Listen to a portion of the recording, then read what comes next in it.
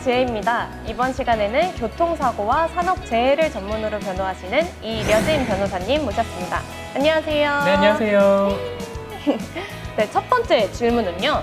호주로 워킹홀리데이 오시는 분들이 가장 많이 겪는 사고와 이유는 무엇일까요? 호주로 워킹홀리데이로 오시는 분들이 한국에서 겪을 수 있는 대부분의 사고는 호주에서도 똑같이 발생할 수 있다고 생각하시면 돼요. 네. 그런데 그 중에서도 뭐 교통사고나 그리고 일하다가 발생하는 산업재해가 가장 큰 비중을 차지하고요. 네. 농장에서 일하시거나 공장에서 일하시거나 이런 것만이 아니라 뭐 그 외에도 뭐 식당에서 일을 하시거나 아니면은 뭐 리테일 샵에서 일을 하시거나 어디 발생할 수 있는 모든 일하시다가 다치는 모든 것들이 다 산업재해라고 볼 수가 있거든요. 식당에서 일을 하시다가 뭐 뜨거운 물에 뒤었다거나 아니면 칼에 베었다거나 아니면은 뭐 이렇게 리테일 샵 같은 데 일하시다가 물건 옮기다가 허리가 삐셨다거나 그런 업무로 인한 부상 이런 걸 전부 다 산업재해라고 볼 수 있습니다. 그렇군요. 그러면 저도 한국에서든 호주에서든 혹시나 교통사고가 발생하면 굉장히 당황스럽잖아요. 저도 살면서 교통사고를 초보 운전 때 딱 한 번 낸 적이 있는데 이게 막상 일어나니까 정말 머리가 새하얘지더라고요. 한국인데도. 그래서 보험번호도 생각이 안 나고 그러는데 호주에서 혹시나 제가 사고를 낸다면 그때 어떻게 해야 될까요? 막 바로 사진을 찍어야 될까요? 아니면 뭐 트리플 제로를 불러야 될까요? 사고가 발생했을 때 내가 안전한지부터 파악을 해야 합니다. 내가 안전하다고 파악을 하고 주변에 차가 뭐 오는 게 없고 그리고 내가 안전하면 나와서 요즘 핸드폰 다 있으시잖아요. 그렇죠? 다 있죠. 핸드폰 꺼내셔가지고 동영상 모드로 하셔서 360도 한 바퀴 삥 돌면서 천천히 촬영해 주시면 돼요.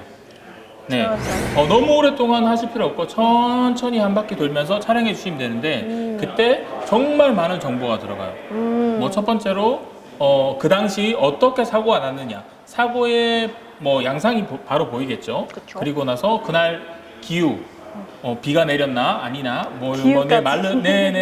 바로 알 수 있어요. 그리고 상대방 차가 어떻게 놓여 있었고 내 차가 어디 부분을 받쳤고 그리고 그때 뭐 신호등이 어디에 위치했었고 이런 거를 그 한 바퀴 삥 돌면서 모든 정보를 다 얻으실 수가 있어요. 그러면 무엇보다 동영상을 이렇게 크게 찍는 게 중요하다.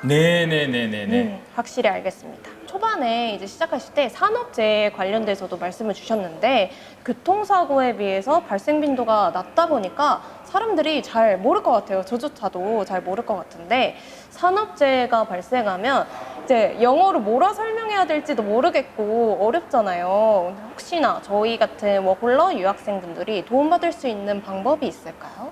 아프면은 아프다고 이야기를 해야 하는 거예요. 근데 한국인들은 잘 못해요. 한국 분들은 아픈데 참고 일을 하세요. 맞아요. 그게 가장 큰 문제인데 빅토리아주 같은 경우에서는 48시간 이내에 만약에 직원이 업무 중 사고로 인해 가지고 부상을 입었다라는 이야기를 들으면은 이 인시던트에 대한 리포트를 쓰게 돼 있어요. 이 상황에 대해서. 그래서 어떻게 언제 아프게 되었는가, 어디가 아픈가 이런 걸 알리면 되는 겁니다. 그러면은 나머지는 고용주가 알아서 워커버에 신청을 하게 돼요. 그러면 저희가 크게 따로 뭘 할 게 없이 그냥 매니저한테 보고만 하면 매니저가 이제 잘 해주는 그 다음으로 해야 할 게 있긴 있죠. 어떤 거냐면 병원을 잘 다니줘야 해요. 열심히 일해가지고 하루하루 이렇게 살고 있는데 그 비용이 전부 다 병원비로 나간다고 생각하면서 병원도 잘 안 가세요. 비용도 어마어마하잖아요. 근데 이걸 잘 몰라서 그런 거예요. 일단은 치료받으시는 모든 비용 그리고 혹시나 나중에 재활 치료가 필요하다고 생각했을 때 그런 모든 비용이 전부 다 워커버로부터 다 지급이 돼요. 그래서 뭐 치료에 들어가는 비용이라고 하는 거는 뭐 일반적으로 우리가 검진 받으시는 거 아니면은 뭐 검진 받았는데 좀 아프다고 해요. 그러면 자세하게 진찰 받을 필요가 있겠죠. 그래서 뭐 MRI 찍으시거나 CT를 찍어서나 이런 부분도 전부 다 포함이 되고요. 그리고 뭐 만약에 그때 뭐 이제 안 좋은 게 발견됐어요. 그러면은 수술을 받으시거나 시술을 받으시거나 뭐 이런 여러 가지 그런 부분이 다 치료비에 포함이 됩니다. 그리고 약을 구매하시거나 붕대를 사시거나 이러는 모든 치료에 관한 모든 비용은 다 커버가 되나요? 치료비로 전부 다 커버가 되고요. 그리고 재활 비용도 우리가 일반적으로 알고 있는 물리치료 받으시는 거는 모두 다 커버가 된다고 생각하시면 돼요. 그 비용이 만만치 않은데. 그러니까요. 근데 이걸 자비로 낸다고 생각을 하시니까 손이 떨리죠? 손 떨리죠. 그래서 치료를 안 받으시는 거예요. 저도 몰랐던. 그래서 좋은 항상 말씀을 드릴 때 치료부터 받으세요. 아픔은 참지 마세요. 이 두 가지를 제가 뭐 버릇처럼 이야기하고 다닙니다. 네. 저도 겁먹지 말고 일단 치료부터 받아야겠어요. 네, 치료부터 받으시고 모든 비용은 나중에 전부 다 돌려받을 수 있으니까 걱정하지 마시고 전부 다 치료부터 받으세요. 네. 이번에는 제가 강력하게 밀고 있는 코너인데요. 제가 들은 이야기인데요. 입니다. 이름 어떤가요? 이름 재밌네요. 네. 네, 저도 영혼이- 이거에 대해서 영혼이 없으신데? 이야기하고 싶어요. 제가 들은 이야기인데요. 일을 하러 가던 도중에 교통사고가 나서 그날의 임금을 다 받지 못했다라고 하는데요. 사실 워홀러 분들에게는 이 하루하루의 임금이 정말 이 피땀 눈물이잖아요. 그렇죠. 네, 정말 소중한 임금인데 이런 경우에는 임금을 받지 못하는 게 맞나요? 이게 조금 자세하게 말씀을 들어봐야 할 것 같은데, 네. 자, 하루를 일하지 못했다라고 하면은 받지 못합니다. 네, 근데 이 사고로 인해서 교통사고로 인해서 5일 이상 일을 하지 못했다. 지금 빅토리아주를 바탕으로 말씀드리는 네. 거예요. 교통법을 바탕으로. 멜번? 네, 멜번을 바탕으로. 네, 멜번에서 교통사고가 났는데 네. 5일 이상 이것 때문에 일을 하지 못했다. 부상을 입어서. 그러면은 이 5일 전까지 해서 다 소급 적용돼서 다 비용이 나옵니다. 오. 임금이 다 나와요. 네, 근데 뭐 이렇게 생각하시면 돼요. 교통사고 발생했으면은 5일 이상 일을 하지 못하는 상황이 됐고, 그러면 13주간 사고 발생부터 13주간은 원래 받던 임금의 95% 정도를 네, 많이 부상으로 뽑아내네요. 네, 부상으로 일하지 못하셔도 다 나와요. 왜 95%를 줄까요? 그 말은 일하러 가지 말라는 거예요. 네, 병원에서 회복됐다. 의사 선생님께서 회복됐으니까 이제 일하러 가도 상관없다라고 하기 전에는 웬만하면은 쉬시고 치료에 전념을 하시라라는 이야기입니다. 그리고 만약에 13주 이상 내가 계속 아프다. 부상으로 교통사고로 그렇다고 하면은 80에서 85% 정도 되는 임금을 계속 치료되실 때까지 받으실 수가 있어요. 교통사고는 후유증도 이게 심하잖아요. 그렇죠. 네. 안 돼요. 후유증이 당장 나오는 거면 상관이 없는데 이게 뭐 3개월 있다, 6개월 있다 나오는 경우도 있습니다. 큰일 나, 네, 큰일 나. 그래서 쉴 때 확실히 쉬고 회복할 때 확실히 회복을 해 두셔야지 나중에 후유증 때문에 뭐 한국에 나중에 돌아가셔서라도 고생하는 일이 없습니다. 아이고 돈 벌러 왔는데 몸 상하면 속상하잖아요. 네, 돈만 벌러 온 건 아니고 뭐 여러 가지 즐거운 네, 뭐 워킹 홀리데이를 하시러 오셨는데 네. 워킹만 하다가 아파서 홀리데이 못 하고 가면 아쉽잖아요, 그렇죠? 네.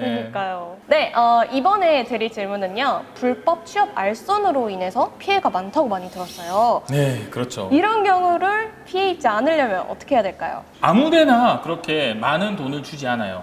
이유가 네. 있어. 네, 돈을 많이 준다고 하고 사람이 급하다고 하고 얼굴도 보지 않고 뽑고 그리고 그럴 때는 분명히 이유가 있는 거예요. 수상해요. 네, 한번 수상하게 한번 생각해 보셔야 하고 그리고 뭐 이력서도 뭐 내자마자 갑자기 연락이 와서 지금 당장 와서 뭘 해봐 아니면 지금 당장 뭐 간단한 일인데 돈을 생각지도 못하게 뭐 시급 100불씩을 주겠다. 이유가 있는 겁니다. 네, 한번 꼭 의심을 해보시고 네. 네, 호주 와서 그런 안 좋은 일에 안 좋은 추억 남기고 가시지 않기를 바랍니다. 그럼요. 네. 네, 사고와 궁금해서 궁금한 게 너무너무 많지만 시간상 마지막 질문을 벌써 드려야 될 것 같습니다. 변호사님 아쉬우시죠? 네네, 너무 아쉽네요. 확실하시죠? 네, 너무 아쉬워요, 진짜.